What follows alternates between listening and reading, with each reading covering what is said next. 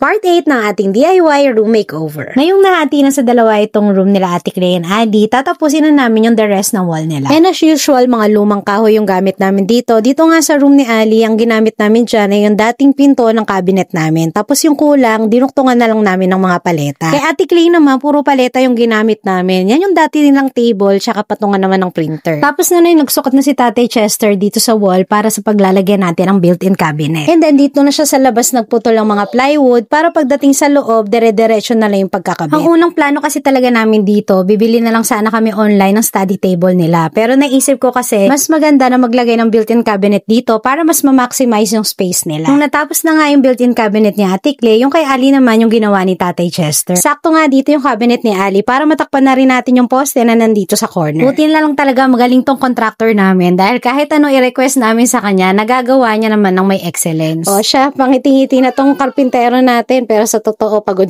na yan. Kaya magkita-kita na lang ulit tayo sa next vlog. See ya!